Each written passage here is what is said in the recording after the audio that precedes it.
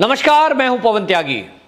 आर्यन खान को बेल मिल गई है और उस बेल मिलने पर वो खुशी बेशक मना लें, लेकिन एनसीबी की तरफ से ये जो आर्यन खान ड्रग पार्टी है, इस केस को एनआईए को ट्रांसफर करने की खबर है। सूत्रों के हवाले से जानकारी मिली है कि एनसीबी के अधिकारियों ने एनआईए के अधिकारियों से बात की है और दिल्ली में घंटों एक मीटिंग चली है जिसमें यह तय किया गया कि जिस तरह से मुद्रा पोर्ट पर करोड़ों रुपए की ड्रग मिली थी और उसका एंगल भी विदेश से जुड़ा हुआ है, इसी मामले से जुड़ा हुआ ये ड्रग पार्टी और बॉलीवुड और महाराष्ट्र के अंदर जिस तरह से ड्रग की खेप को खपाया जाता है, उन सारे मैटर के जितने भी कागजात एनसीबी के पास हैं उन सबको एनआईए को सौंपा गया। और दिल्ली में इस हाई प्रोफाइल मीटिंग के बाद एनआईए की टीम मुंबई स्थित एनसीबी के ऑफिस पहुंची। उसके बाद काफी हड़कंप मच गया कि भाई ये एनआईए वाले क्यों आए हैं। लेकिन आपको बताएं कि ये एक संयुक्त संगठन केंद्र सरकार ने बनाया है 2019 में, जिसमें एनआईए एनसीबी के साथ मिलकर काम कर रहा है। इसमें और सुरक्षा बल भी जोड़े गए हैं, जिसमें आपको बताएं ईडी भी है, सीबीआई भी है और इसके अंदर जो है आरपीएफ भी है। ऐसे कई संगठनों को मिलाकर केंद्र सरकार ने एक मजबूत संगठन ड्रग माफियाओं के विरुद्ध कार्रवाई करने के लिए बनाया था। तो एनआईए इसी का हिस्सा है और यह तय हुआ था कि एनसीबी को यदि कोई भी ड्रग मामला ऐसा जुड़ता दिखाई देता है जिसमें कि विदेशी एंगल हो, तो उसमें एनआईए को वो केस ट्रांसफर कर दिया जाएगा।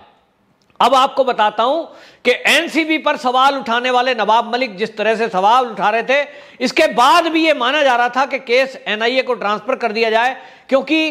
क्या ऐसा है कि एक सरकार का मंत्री जो जांच अधिकारी है उनको प्रभावित करने के लिए घरेलू मामलों से लेकर उनके व्यक्तिगत जीवन पर आक्षेप लगा रहा है, जबकि ऐसा होना नहीं चाहिए था। और जब जांच हुई तो पता यह चल रहा है कि ये जो ड्रग पार्टी थी और जो बाकी नवाब मलिक के दामाद से जुड़ा हुआ मामला है उसमें विदेशी एंगल जुड़ता हुआ दिख रहा है। और इसलिए एनसीबी ने यह तय किया कि यह मामला एनआईए को ट्रांसफर कर दिया जाए। अब एनआईए को ट्रांसफर होने का मतलब क्या है, इसको आप समझिए। यह Aryan Khan drug party case अगर एनआईए को ट्रांसफर होता है तो उसके बाद आप देखेंगे कि इंटरनेशनल लेवल पर जो पैडलर हैं वहां भले ही एनसीबी नहीं पहुंच सकती, किसी को गिरफ्तार नहीं कर सकती, यह अधिकार उसको कोर्ट से परमिशन लेनी पड़ती है, यह अधिकार एनसीबी को नहीं है। लेकिन जब एनआईए किसी चीज में इन्वॉल्व होती है तो एनआईए को केंद्र सरकार ने एनआईए को और अधिक पावर देने के लिए एक सदन से प्रस्ताव पास किया, जिसके तहत अब एनआईए को और अधिक पावर मिलेगी। और यह कानून है गैर कानूनी गतिविधि रोकथाम कानून, अनुसूची 4 में है। और इसके तहत उनको यह पावर दी गई है कि जिन मामलों में आपको यह लगेगा कि वो मामले में आतंकवादी इन्वॉल्व हैं, तो जो व्यक्ति इस गतिविधि में इन्वॉल्व है उसको भी आतंकवादी घोषित किया जा सकेगा। अब के पहले यह एनआईए को पावर थी कि अगर कोई संगठन आतंकवादी गतिविधि में लिप्त है तभी उनकी गिरफ्तारी हो सकती है और उनको आतंकवादी कहा जा सकता है। इसी बिना पर आपने देखा कि इस भारत के अंदर बहुत सारे लोग बहुत सारे संगठन, जैसे कि उदाहरण के लिए पीएफआई पर हमेशा आरोप लगते रहे कि ये देश विरोधी एक्टिविटी में संलिप्त पाया जा रहा है, लेकिन हर बार कानूनी पेचीदगियों के कारण वो छूटता रहा।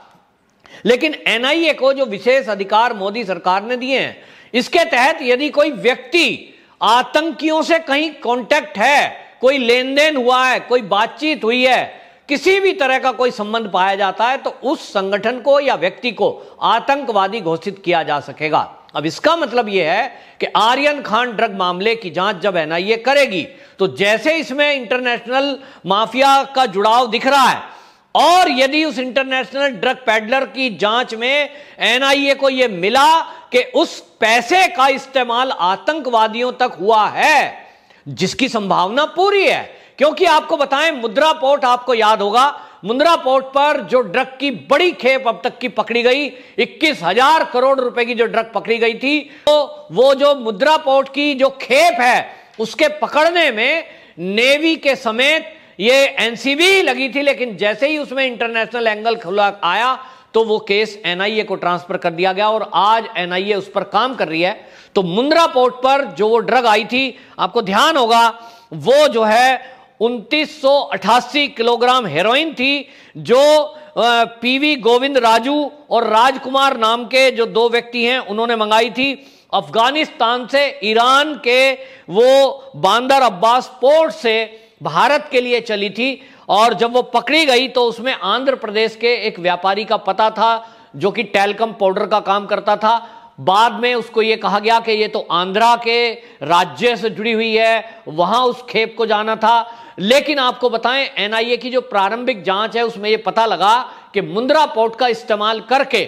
और उसमें एड्रेस आंध्र प्रदेश का डालकर यह जांच को भटकाने की एक कोशिश थी कि कोई अगर पकड़ ले तो उसको आंध्र प्रदेश की बता दिया जाए, जबकि वो ड्रग आनी थी महाराष्ट्र में। ऐसा कुछ तार खुलता दिखाई दे रहा है। अब यदि उसमें वो जांच में ये खुलासा होता है कि वो आनी थी महाराष्ट्र में और कहीं ना कहीं कोई बॉलीवुड में उसको खेप को खपाने वाला कोई व्यक्ति का एंगल मिला, तो निश्चित रूप से आप समझिए कि उस व्यक्ति को या उस संगठन को अब आतंकवादी घोषित किया जा सकता है। और आपको जैसा कि पता है, ये बहुत सारी संभावनाएं हैं कि ये जो ड्रग आई है, इस ड्रग के बारे में बताया जा रहा था कि ये जो ड्रग थी, जो ये हेरोइन थी, 21,000 करोड़ रुपए की हेरोइन जो अफगानिस्तान से चली थी, ये अफगानिस्तान में ही पैदा होती है। उस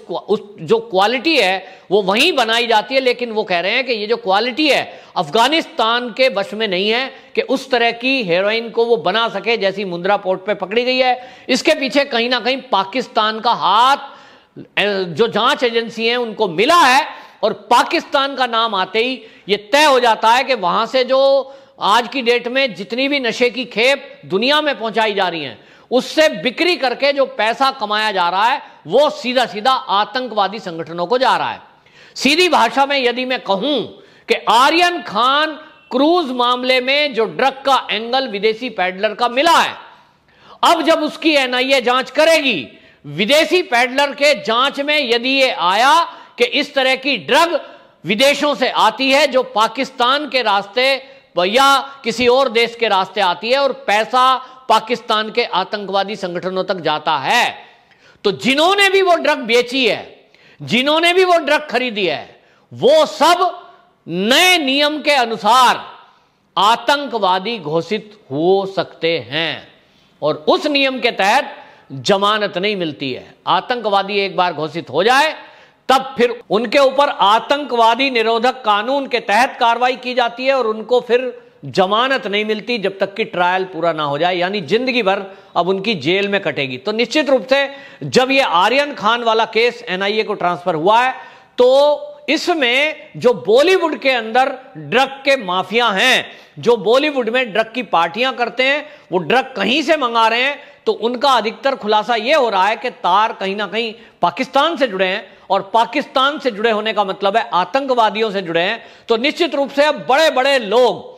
ये मुंद्रा पोर्ट वाली ड्रग में खुलासा होंगे, क्योंकि केवल एक बहाना लिया गया और उसकी जांच अंदर चल रही है। इसमें जल्द ही एनआईए की तरफ से बड़े खुलासे होने वाले हैं, जिसमें इस देश के अंदर बड़े नामों का खुलासा होगा और खुलासा नहीं तो मैं कहूंगा उनकी गिरफ्तारी होगी। आतंकवादी वो घोषित होंगे, जिंदगी उनकी जेल में कटेगी। और यही बौखलाहट है, ये बौखलाहट है कि जिस तरह से हम देख रहे हैं कि समीर वानखेड़े जिस दिन से इस जांच में लगे हैं, तो जिस तरह से नवाब मलिक ने पर्सनल अटैक किए हैं, जिस तरह से पूरी जांच पर सवाल उठाया है, नवाब मलिक जी को मैं कहना चाहता हूं यदि वो इस जांच पर सवाल ना उठाते और थोड़ा मौन रहते, पर्सनल अटैक वानखेड़े पर ना करते, जाता तो तब भी, लेकिन तब यह समझ में आता कि शायद नवाब मलिक का कोई लेना देना इस सारे मामले से नहीं है। लेकिन आज की डेट में जांच के दायरे में नवाब मलिक भी आए हुए हैं, क्योंकि जिस तरह की पर्सनल अटैक समीर वानखेड़े पे किया है, जिस तरह से उन्होंने गवाहों पर सवाल उठाया है, हालांकि मैं इस बारे में अलग से बात करूंगा, क्योंकि उन्होंने एक नवाब मलिक ने शुरू में ही सवाल उठाया था कि एक ही गवाहों को अनेक बार प्रयोग क्यों किया गया। तो मैं पूछना चाहता हूं कि नवाब मलिक जी बताएं कि उनकी जो उनके मातहत पुलिस काम कर रही है, वो पुलिस जब पंचनामा भरती है कोई रोड एक्सीडेंट का या कोई एनकाउंटर का, किसी बदमाश को मार गिराने का, तब वो पंचनामे में क्या कभी भी महाराष्ट्र की पुलिस ने एक ही गवाह को बार बार प्रयोग नहीं किया? नवाब मलिक जी खोजेंगे तो पाएंगे कि यह जांच एजेंसियों का रूटीन वर्क है। उनके पास कोई आम आदमी ऐसे सैकड़ों नहीं होते कि वो पंचनामा भरने के लिए बुलाएंगे रात को 1 बजे 2 बजे और जितने बजे एनकाउंटर हो रहा है या कोई सड़क दुर्घटना हो रही है। उनके पास कुछ पर्सनल लिंक होते हैं, किसी के पर्सनल एरिया में होते हैं किसी जांच अधिकारी के, और वो उनको इस्तेमाल करते हैं। ये एक